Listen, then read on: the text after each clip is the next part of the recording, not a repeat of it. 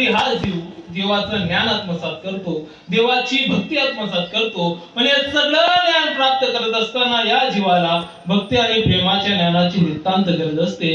हे जीवन जगण्यासाठी मानवाला भक्ती प्रेमाच्या ज्ञानाची किती गरज आहे याचं यथार्थ वर्णन करणारा अभंग आहे विठ्ठल.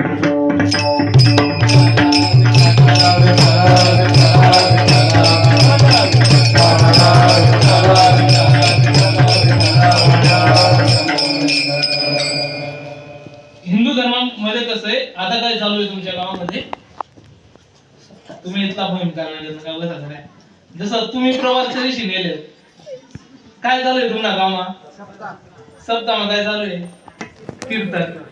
सकाळी एक मनुष्य रस्त्यामध्ये त्याला दुसरा विचारलं, का हो रात्री गावामध्ये काय होतं, कीर्तन होतं, काय कारण होतं, तो म्हणेल विनाकारण होतं. कीर्तन विनाकारण आहे, पण कीर्तन खरं विनाकारण कारणच आहे, वाक्य जबाबदारीनं बोलतोय. समोर विनाकारण आहे म्हणून कीर्तन कारण आहे विठ्ठल.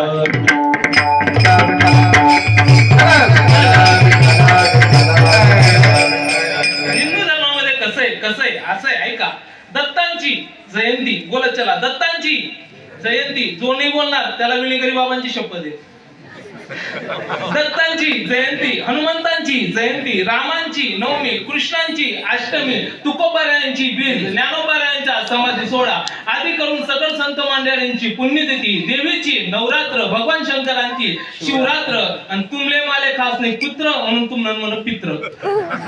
या अनुषंगाने कीर्तन, प्रवचन, अखंड हरिनाम कीर्तन सप्ताह चालू असतात. आणि या अनुषंगाने हनुमान जयंती निमित्ताने आपल्या गावामध्ये भल्या मोठ्या कीर्तन सप्त्याचं आयोजन केलंय.